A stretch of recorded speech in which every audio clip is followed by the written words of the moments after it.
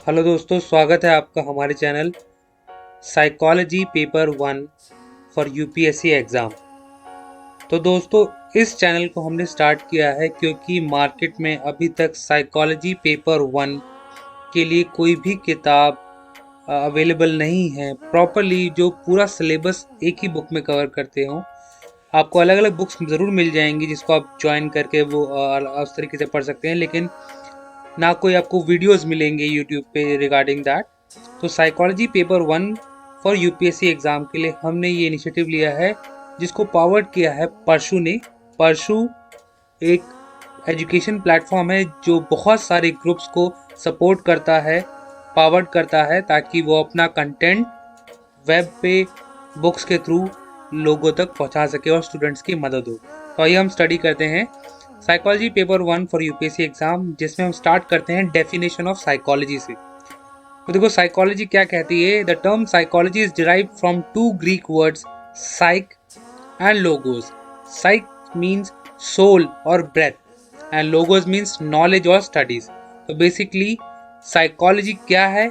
Is the scientific investigation of behavior of mental process and concern with the studies of activities of individual in relation to his environment। Hindi में इसको आराम से समझते हैं। Psychology simple कुछ नहीं है, बस सिंपल से ये है कि जो हमारा सोल है और जो नॉलेज है ऑफ स्टडीज़, उसको अगर हम कंबाइन कर दें तो जैसा हमारा माइंड प्रोसेस करता है मेंटली और किस तरीके से एक इंडिविजुअल एक्टिविटी करता है, तो उस माइंड से रिलेशन है उसकी एक्टिविटीज़ का। तो साइकोलॉजी बेसिकली उसी को ही स्टडी करता है। अब हम हिस्टोरिकल एंटीसीडेंट्स देखते हैं साइकोलॉजी के लिए। साइकोलॉजी के रूट्स जो हैं वो पाए जाते हैं knowledge, reality and human nature. Much before the Christian era, Greek philosopher studied the nature of man, psyche, mind, self and soul. तो हम बहुत पुराने समय में एक बार आपको ले जाते हैं। तो मोर देन 2000 ईयर्स अगो एक एंशियंट ग्रीक फिलोसफर थे, सोक्रेट्स। आपने ऑब्वियसली पढ़ा होगा। आप इसको जब आप पेपर जो आप जीएस का पेपर तैयार करते हैं आपका, तो वहाँ पे आप इसको पढ़ते होंगे सारे फिलोसफर्स को। तो सोक्रेट्स का नाम आपने सुना होगा। तो वो बोलता है कि नो दाई सेल्फ, मतलब अपने आप को जानो। अगर आप अपने आप को जान रहे हो, कैसे आपका माइंड प्रोसेस कर रहा है, ऐसे आपकी ब्रेथ, आपकी बॉडी, आपका सोल, हर एक पार्ट।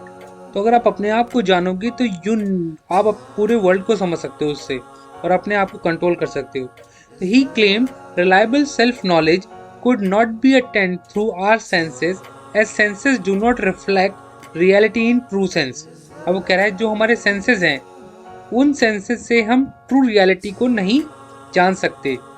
अब according to Socrates, we should rely in process as rational through thought and introspection. उसका कहना ये था कि अपने आप को पहचानने से, इंट्रोस्पेक्शन करने से and careful examination of one's thought and emotion to achieve self knowledge, कि हम क्या सोचते हैं, हमारे इमोशंस किस तरीके से परसीव होते हैं, उसकी सेल्फ नॉलेज से ही हम जान सकते हैं। He also stated people are social creatures who influences one another. मतलब जैसे आप जानवरों में देखते हो कि अगर एक जानवर दूसरे जानवर के पास जाता है तो वो उससे बोलते ना भेड़ में चलते हैं, उसी तरीके से इंसान क्या होता है, एक सोशल क्रिएचर है।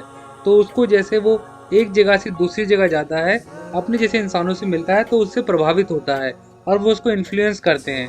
इसी तरीके की सोसाइटी बिल्डअप होती है। तभी आप लोगों ने देखा होगा कि हर रीजनल वाला, हर लैंग्वेज वाला, हर कलर वाला वो अपने ही तरीके के लोगों से ज़्यादा अच्छी तरीके से मिल पाता है कंपैरेटिवली। अब हम बात करते हैं another Greek philosopher Aristotle. Again इसके बारे में भी आपने पढ़ा ही होगा। His concept of imperialism, the view that science could rationally treat only information gathered by the senses. अब ये कह रहा है जो हम सेंसेस से इंफॉर्मेशन गैदर करते हैं, साइंस उसको ट्रीट करती है। उसने 5 सेंसेस बताए: vision, hearing, smell, taste and touch, and explore the nature of cause and effect. People differ in their rational thought, explain how imagination and dreaming contain images that survive the stimulation that cause them, and outline laws of social association argued human behavior like movement of stars and seas subject to rules and laws declared people are motivated to see pleasure and pain। तो Aristotle यहाँ पे ये कहता है, उसने 5 senses बताए और बताया कि जो हम इमेजिनेशन करते हैं, ड्रीम करते हैं, उसमें हम इमेजेस देखते हैं और उस स्टिमुलेशन को महसूस करते हैं जब हम ड्रीम करते हैं, कुछ इमेजिन करते हैं। और उसने ह्यूमन बिहेवियर को उससे भी एक, और ये सोशल एसोसिएशन को उससे भी उसने रिलेट किया movement of stars and seas. जैसे स्टार्स एंड जो सीज है वो रूल्स एंड लॉज से बाउंड है of the nature of the solar system of the universe, उसी तरीके से human behaviour and social association भी इसी से ही, इन लॉज से ही, रूल से ही बंधा हुआ है। और ह्यूमन मोटिवेट होता है to see pleasure and pain. तो अगर उसको प्लेजर चाहिए तो वो उस दिशा में चलता है, अगर उसको पेन मिल रहा है तो वो उस दिशा से भागता है। तो इन्हीं चीज़ों से वो मोटिवेटेड होता है। तो आगे बढ़ते हैं अब हम पढ़ते हैं अनदर ग्रीक फिलोसफर्स। ये सारी हम साइकोलॉजी की डेफिनेशन जान रहे हैं पुराने एराज से, Christian era, before Christian era and more than 2000 years ago. अलग अलग ग्रीक फिलोसफर्स ने जो अपने व्यूज दिए हैं। तो यहाँ पे डेमोक्रिटस बोलता है, people think of behaviour in terms of body and mind. According to Democritus, our behavior is influenced by external stimulations। अब वो बोलता है जो हमारा बिहेवियर है वो एक्सटर्नल स्टिमुलेशन से अफेक्ट होता है। मतलब बाहर के जो कोई भी तत्व हैं वो हमको अगर अफेक्ट कर रहे हैं, जैसे कोई हमें मार रहा है, कोई हमें खुश कर रहा है, या कुछ भी हमारी लाइफ में एक्सटर्नली हो रहा है, उसके कारण हमारा बिहेवियर चेंज होता है। किस तरीके से कोई हमसे बात कर रहा है।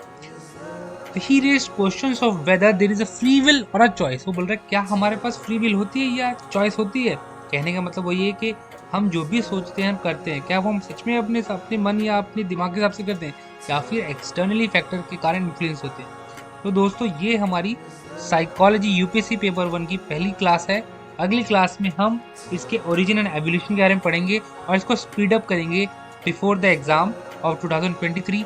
इसको हम वाइंड अप करने की कोशिश करेंगे। And again thank you the Parshu एजुटेक जिसने पावर्ड किया है इस पूरी सीरीज को, और उसके ही माध्यम से इसको हम आपके सामने लेके आ